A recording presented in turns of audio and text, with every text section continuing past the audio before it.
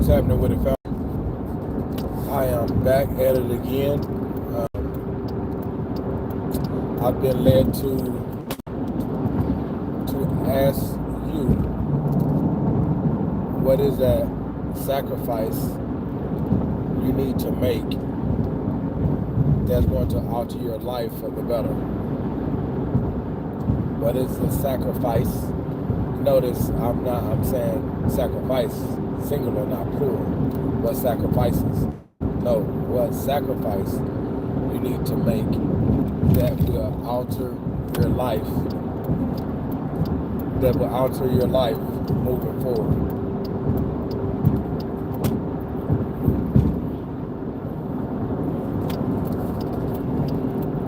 So with this season of my life, which it started last year sometime, but anyway, so in this season of my life, God is really coming down on me heavy about being disciplined.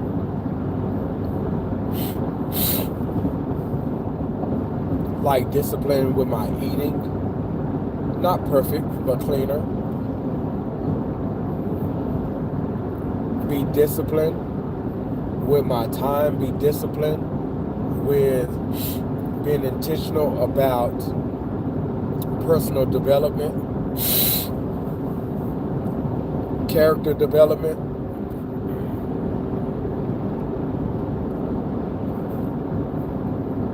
He's like really big on me being more disciplined.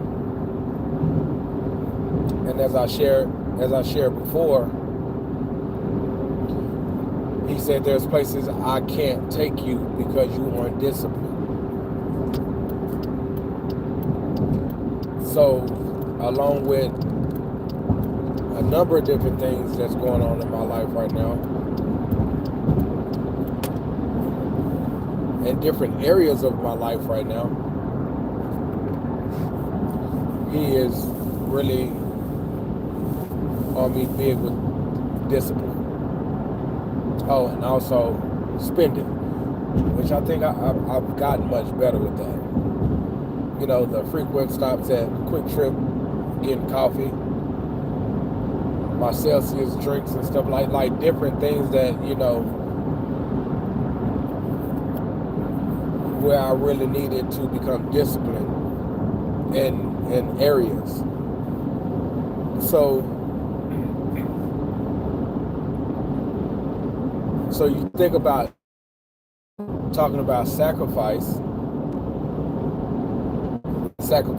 you must make that's going to alter your life for the better moving forward. Without talking about without mentioning sacrifice. With mentioning sacrifice, you cannot mention discipline.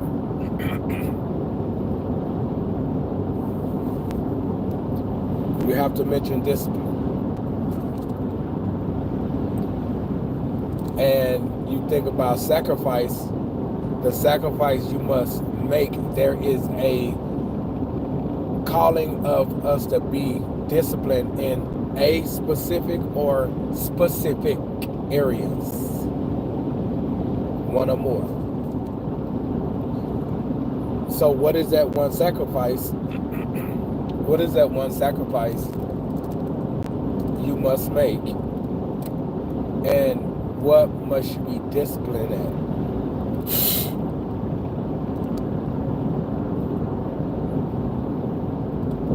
So when you talk about discipline, being disciplined in specific areas, you have a goal in mind. Like just says eating. I want to improve my health, my physical health. So, what do I need to stop eating? What time do I need to stop eating? What is the portion I need to cut back on? Like, what's that portion I need to start eating per sitting? Feel me? Discipline. So So with that in mind, when talking about discipline, you cannot speak to sacrifice. So if I'm like, if I'm like, I need to cut back on my eating. I need to cut back on what I'm eating. I need to cut back on the portions and what time I'm eating.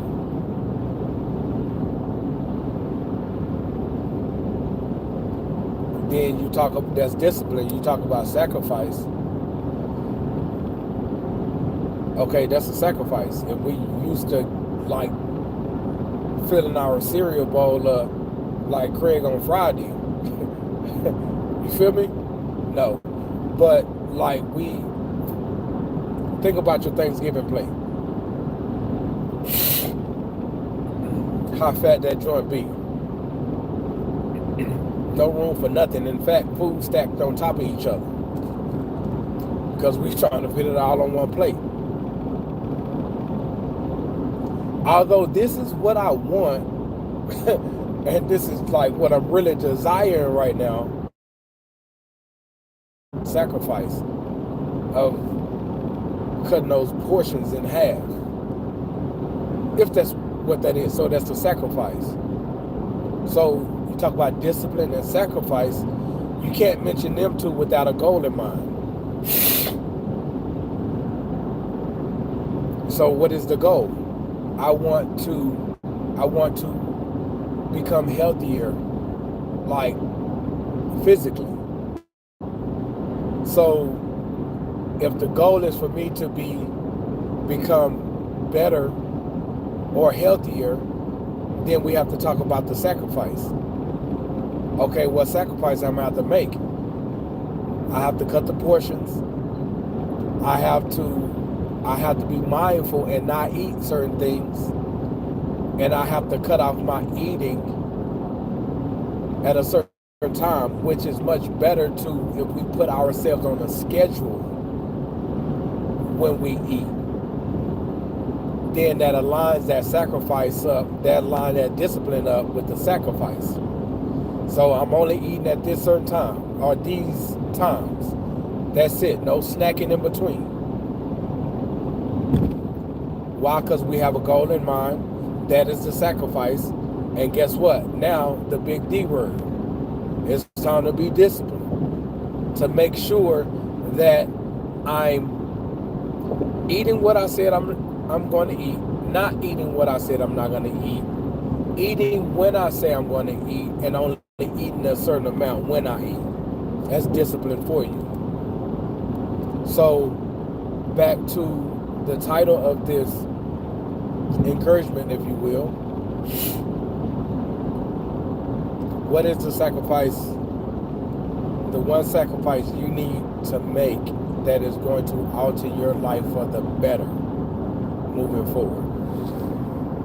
So if we're talking about that, we have to talk about the goal. I bet you like, dude, what's with you in these goals? Man, first of all, this message that I'm bringing to you, this is what I was just instructed to bring to you, in my, before I left the house, in the presence of the man, you feel me? So, obviously, he know that you are desiring to be in life. You're wanting to become better. You're wanting to do better. So we have to talk about the goal, because the goal the goal is the benchmark, if you will. The goal is, okay, I'm putting this in the ground, and I am going to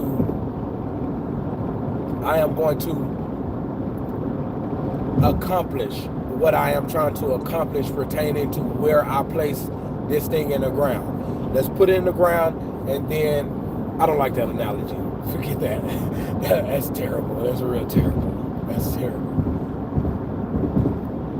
So the goal is the checkpoints and the destination is what I like to call it, right?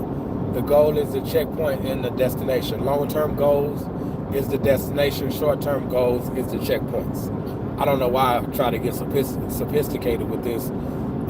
You know what I mean? When I have a whole program pertaining to setting goals, visualizing, brainstorming, creating plans to achieve the goal. I'm talking about sticking the ground and all this craziness. But so if we're talking about what is that sacrifice you must make that's going to alter your life for the better moving forward, what is the goal? So I believe that God has heard your prayers.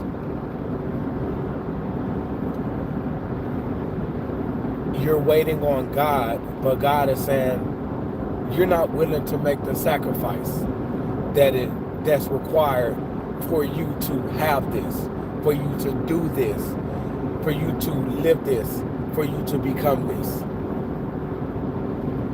You're not willing to make the sacrifice.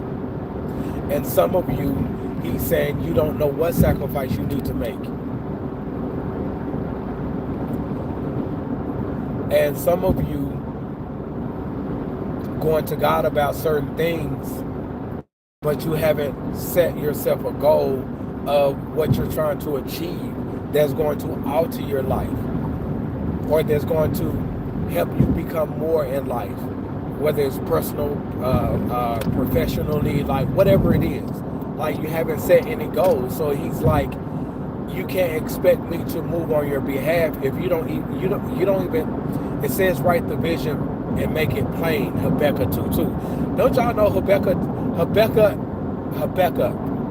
in the Bible, in the Old Testament, for many years, I thought Habakkuk was a lady. I'm just saying. You think about Habakkuk, that sounds like a lady, right? No, it's actually a dude. But he told him, write the vision and make it plain.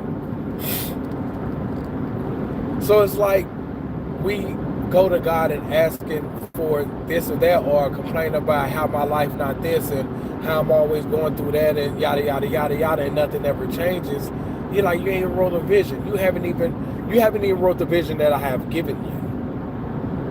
You haven't even wrote the dream wrote anything down pertaining to the dream that I have given you. You haven't even wrote down any goals, like what are your short-term goals and long-term goals. He like, you haven't even wrote these things down, but you want me to move on your behalf. How can I do that? You're not giving me anything to work with.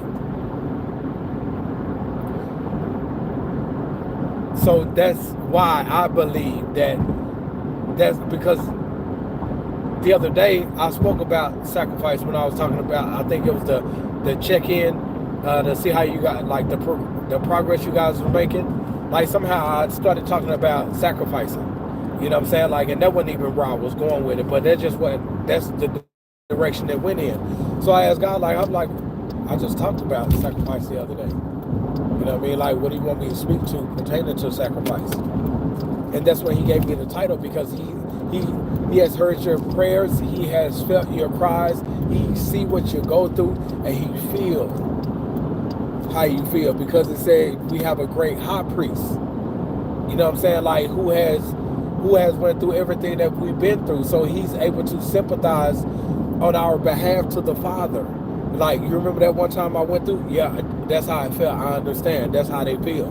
So now he is able to, we're able to be granted the grace, mercy, and the favor that we need from God, because we have a great high priest has went through everything that we've gone through. So it's like he can sympathize with the Father, and we get the grace, we get what we need in that moment, or those times, those seasons. Although we may feel like, no, I don't want that, I need this, I need more money. But he's like, no, you're not ready for more money yet, because you have bad spending habits. You're not disciplined with your money. So I can't bless you with an opportunity to where you can make more, save more, do more, have more. If you have these bad spending habits, you're not going to do nothing. There's more money that you're going to spend, not money you're going to save. You know what I mean? So he like, no, like, I'm going to give you what you need right now. And then when you prove to me that you can make sacrifices, not being an impulsive spender, not believing in delayed gratification, like, I see it, I want it, I have a couple dollars, I'm going to do it. I'm gonna get it. He like, nah, I can't trust you with all that I have planned to trust you with according to the purpose that I created you for, with giving you the provisions to make sure that you're able to do the things that I created you to do. So no, right now you're not ready. So again, and for a lot of us, like I think I just hit it to the core, especially the times that we're living in. You know, like it's like everything is expensive and through the roof, but our jobs aren't paying anymore, which means our lives aren't getting any better. Chances are they're getting worse. We're drowning in debt for a lot of us.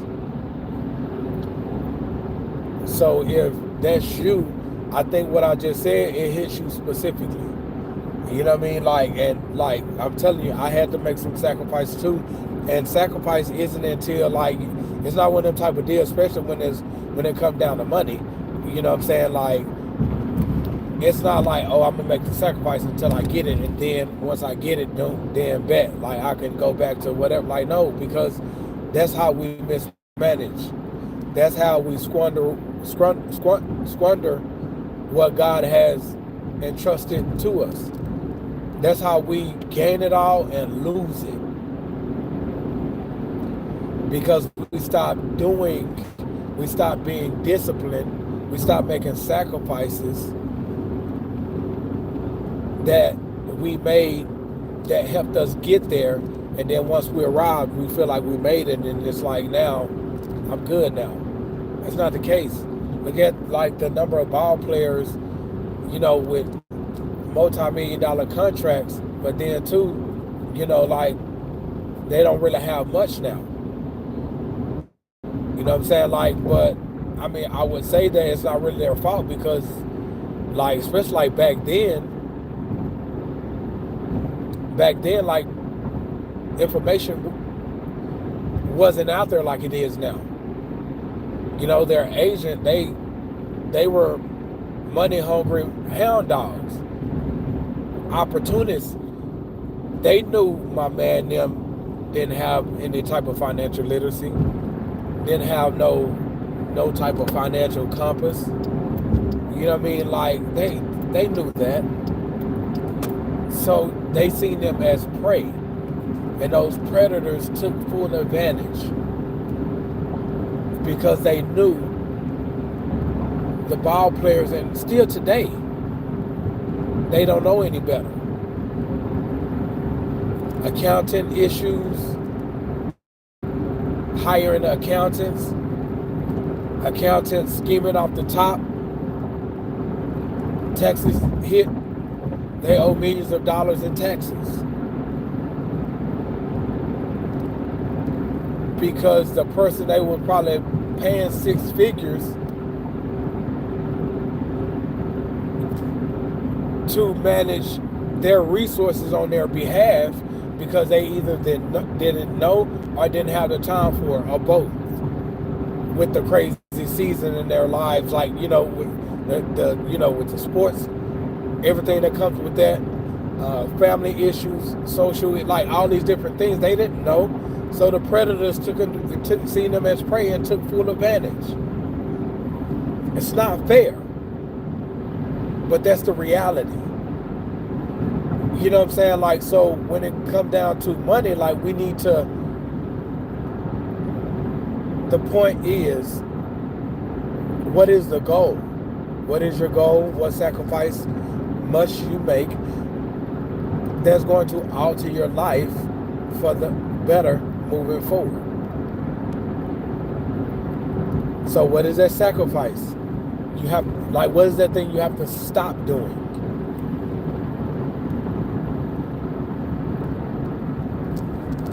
And then the discipline, what do you have to start doing? That's going to help you. Like, what do you need to stop doing?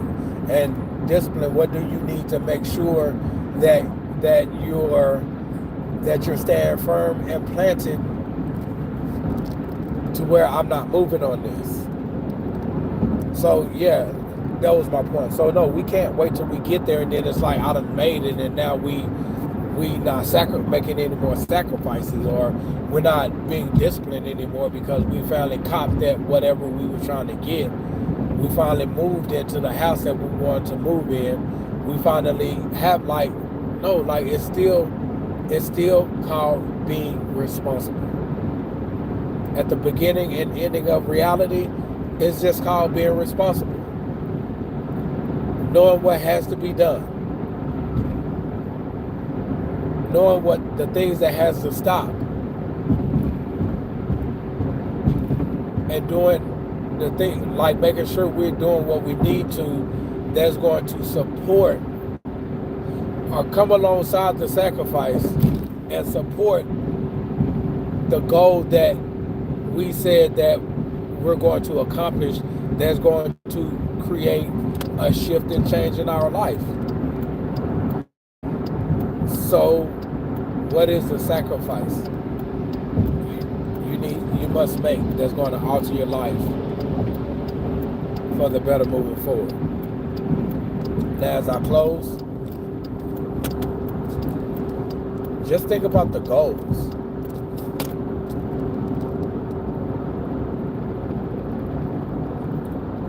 Like, what do you wish your life looked like? What is the struggle you're tired of having?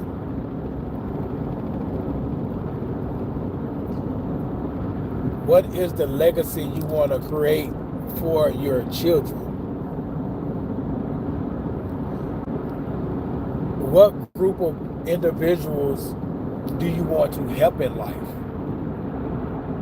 You see their circumstances, you see what they going through, and it's probably based on what you've been through or what you're going through, what you experienced.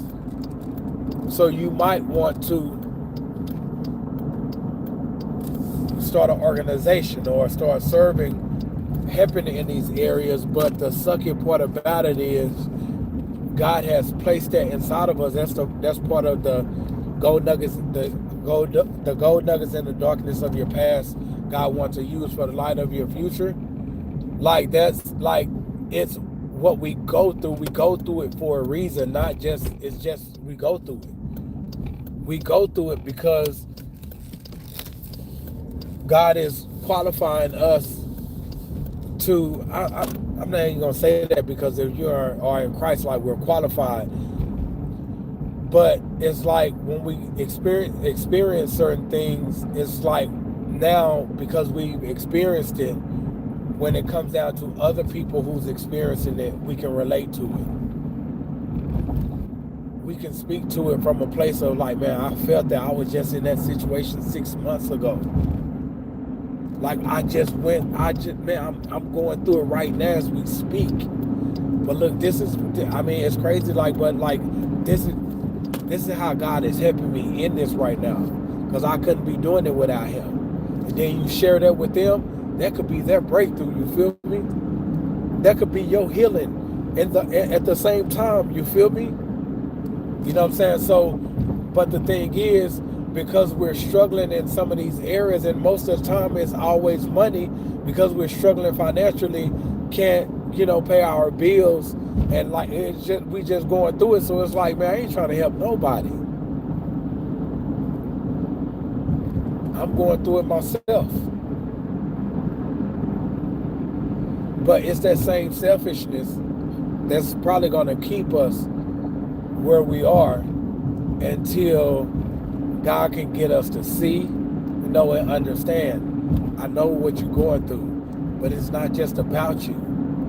Like, you going through what you're going through because I have a group of people that they will identify with you as who you are, your personality, not really based on race. And in some cases, yeah, it's the race, but it's not about the race. It's being able to identify, because like for us black, like there's some individuals, other individuals who are black like I am, but can't relate to the things that I talk about, the things that I speak to. the things that I've been through. So that's okay. So it's not about race.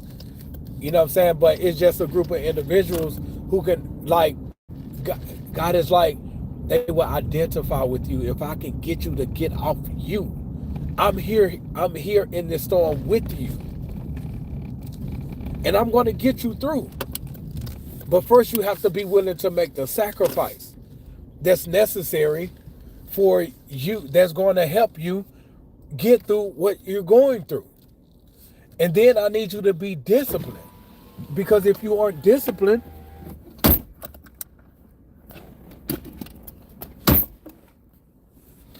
you're going to wind up in the same position. First of all, if you aren't disciplined, you're going to still remain there. Because yes, it takes sacrifice, but it also takes discipline not to do or to support that sacrifice. So once you do that, like the discipline, he need us to be disciplined. And once we make improvements in that area, become more disciplined, that's what's going to help us get out of our situation. That's when God will know that, okay, you ready now. He know we're not ready for it. He know what time it is. But it's like he said, you're not ready for that because you don't make the necessary sacrifices. You're not disciplined, and you want me to come in. I get you out of this situation without you participating in this process. You're going to find yourself right back in that same situation because you're not making sacrifices that you must make. You're not being disciplined. So you're going to end up, I'm not going to get you out of something if you're still going to get right back in that situation. What is the point of delivering you from something if you're going to end up right back there? So we want God to move, but it's like he's saying, like, if only I can get you to understand that you're going to have to make some sacrifices. Then you're going to have to be disciplined, and we'll work on you getting out of that situation. But don't worry about that. I got you. I need you to be willing to speak to someone else based on what your experience is, because it could change their life. Just like I'm working to change your life, but I need your cooperation.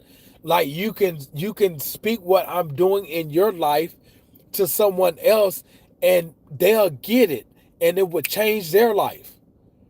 And guess how many other people will be connected under the trio umbrella of that one individual? You thinking about you, I'm thinking about generations to come. If I can get 5 people out of each family to cooperate and come under what I'm trying to do in their lives, just within those 5 families alone, just in their families alone, I can change generations. God saved the land with one person, Joseph.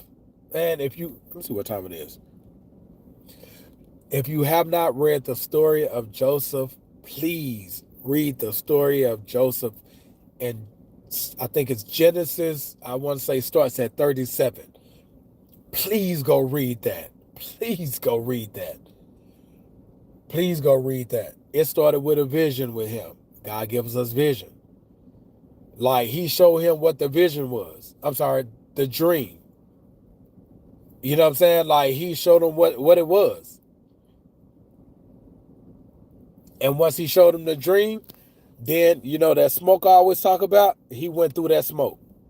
His brothers his brothers plotted to kill him. He threw him in a pit, then sold him to slavery. And then when he was sold into slavery, he went into I want to say Potiphar is like the chief officer of Pharaoh, I think, and he became like Potiphar's personal attendant, overseeing everything. And then his wife kept trying to sleep with him, but because he was a man of God, because he was a man of integrity. See, we lack these things. Some of us lack these things, but we want God to use us in mighty ways. But he like, your character not right. You know what I mean? Like, his conversation he didn't have with me. That's why he got me on this character development journey right now. He like, because where I'm taking you, your character not right. How I plan to use you, your character not right. Your character not where it should be. You know what I mean? I can't trust you when it comes down to certain things. I just can't. You feel me?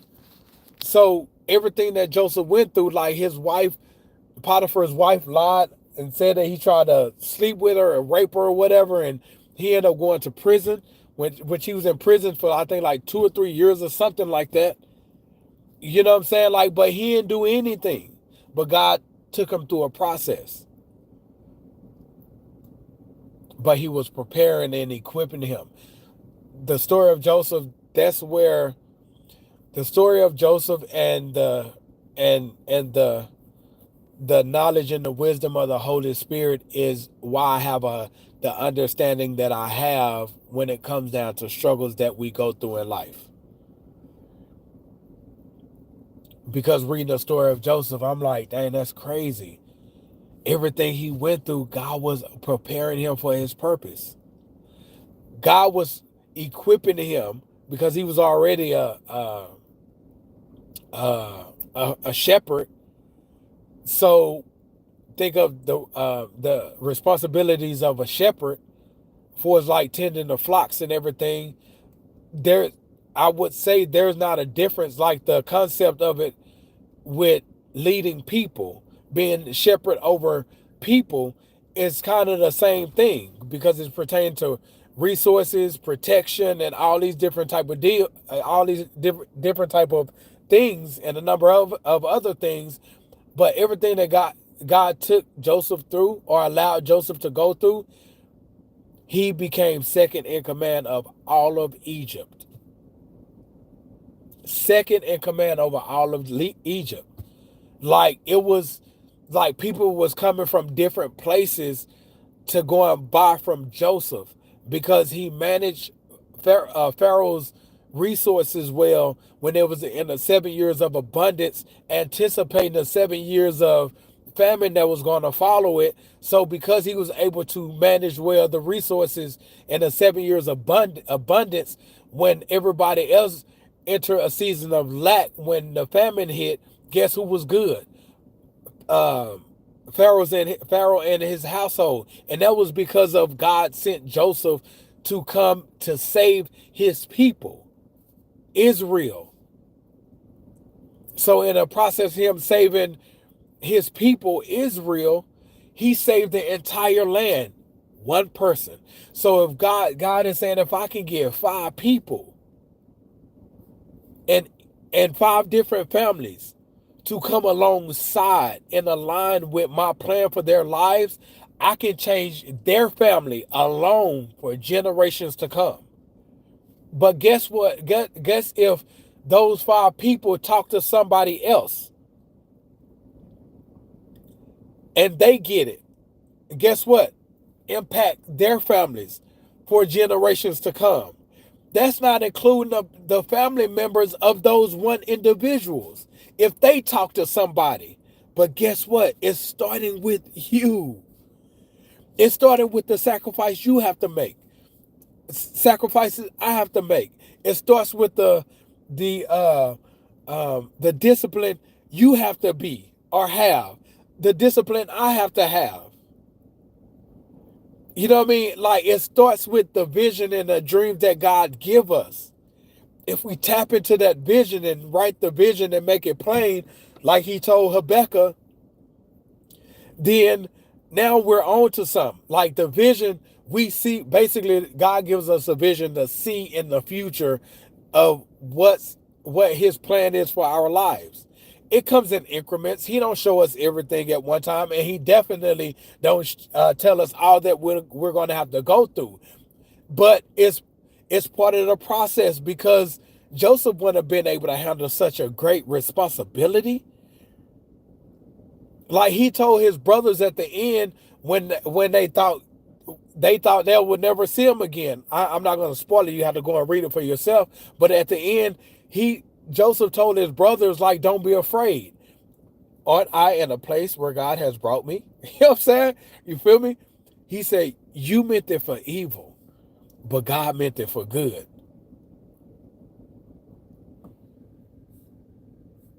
I have no idea. You might be the first viewer. Josh, I hope all is well with you. Let's make sure we reach more people. Man, share this joint out if you will. And if you're not subscribed to my channel, subscribe because, like, if you go, you don't have to subscribe to my channel. Go to my channel and click categories. 90 to 95% of the 1,400 plus videos I've done are categorized. You know what I mean? And then if it's anything in there that you feel can help you, and I mean my messages, it doesn't really change. It may add to it based on what the instructions God has given me. You know what I mean? Like, but it's all pertaining to what I have been created, called, gifted, and purpose to do. So yeah, and you make the decision if you feel like you want to receive notifications moving forward. But like Joseph told his brothers that, like, you meant it for evil, God meant it for good. God brought me here to preserve life. One person. You know what I'm saying? Like, but it's everything that he went through. So he gave Joseph the vision. Like, this is what it is. He didn't tell him everything he was going to go through. I'm sure if he would have told Joseph everything he was going to go through, he would have been like, nah, I'm good, bro. I'm good on that. But he didn't. But that's where trusting the Lord comes in at. Like trusting God's plan. Submitting to God's will for our lives. Yeah, with or without God, we're going to go through it anyway. Why don't we accept Christ as Savior and do life with him, because he can protect us? Although we may feel some things, we're not going to feel everything, because he's covering us. We're walking in God's will for our lives. There's a covering that comes with that. Yeah, we're going to go through it, but it's not to take us out or to harm us. He said, for I know the plans I have for you, declares the Lord, plans to prosper you, not to harm you, plans to bring you hope in the future, and in the process consider it pure joy. My brothers and sisters, when you face trials of many kinds, knowing that the testing of your faith produces perseverance. Let perseverance finish its work, so you may be mature and complete, not lacking anything. So it's the storms of life that we go through that he's preparing us for this awesome future life that he created us to live, have, and the responsibilities that he has called us to take on. It's that smoke that get us right. But Joseph wouldn't have been able to handle such a great responsibility of saving all of life. All of life. Humans and animals, you feel me? So if he can get us to get off ourselves and think of other people, be willing to help other people, be willing to speak life into other people who's also going through it, or who's also gonna go through it.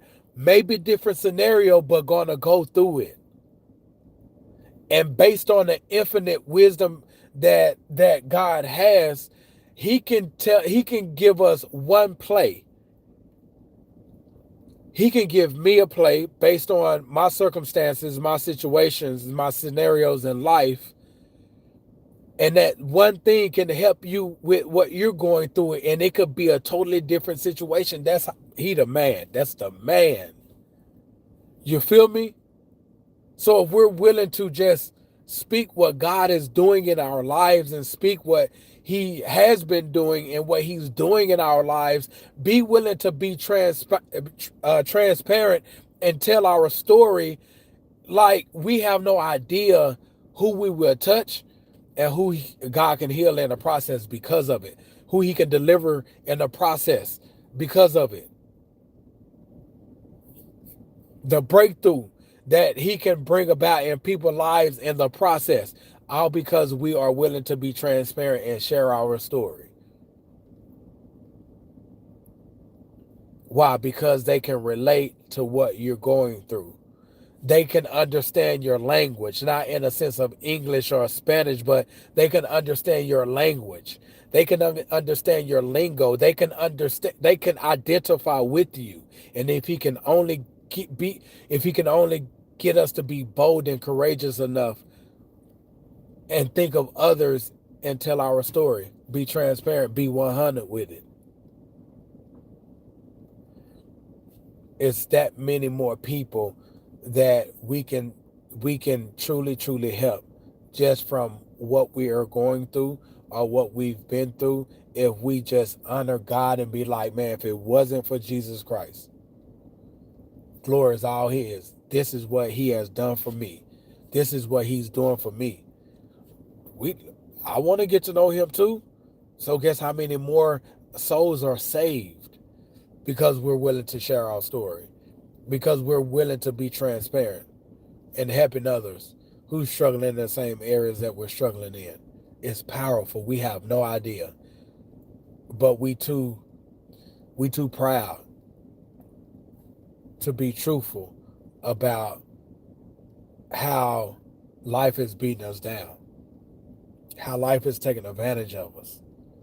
We we too prideful for that. And because of that, many others are suffering who God has assigned to us. They're still suffering because we're too prideful. What type of crap is that? I'm going to end it with the question. So, what is the sacrifice? What is the sacrifice you must make that's going to alter your life for the better moving forward? Go and talk to God about this. He know he can help you with that. He the one sent me to give you this message. Go to him. Take that veil off when you go before him. He know everything about you. He knew you before you was even formed in the womb. He created you. Like, go be 100 with him. Let him know how you feel. Let him know how this situation is just tearing you apart. Ask him what sacrifice you need to start making. Ask the Holy Spirit to empower you to stand firm with that sacrifice, and what disciplines you need to incorporate that to make sure that you don't continue to give in again. Because what he's trying to do in your life, through your life, it requires your sacrifice, it requires your discipline. If you're not willing to make sacrifices or discipline, what you asking God to do, what I'm expecting God to do, it's not going to happen. He can't work. We're not giving him anything to touch, bless, or even work with. Be free. Be 100. Go and talk to him and be willing to help others in the process and watch what he do in your life as well as others. Healing comes in when you're telling your story and see how others are being blessed by your transparency or through your transparency. You feel me? All right, so you guys be blessed. I got to go in here and hit this clock. And man, I love y'all. And I believe it's more to come. Whatever God want me to do, this the season. Moving forward, I just want to be obedient. That's another story for another time. But yeah, man, I'll see you guys in a bit. Be well, stay blessed. Love your family, love your people. Man, just walk in love and know that he got you. You still have a responsibility. Faith without works is dead. But perhaps that sacrifice and that discipline is the work he's expecting you to do, that's going to begin to create a shift and change in your life. But always believe. If you don't believe, you're not going to do it. If you start it, if you don't believe, you're going to quit, because it's going to get hard. And when it get hard, you're going to think, this not me. It ain't worth it.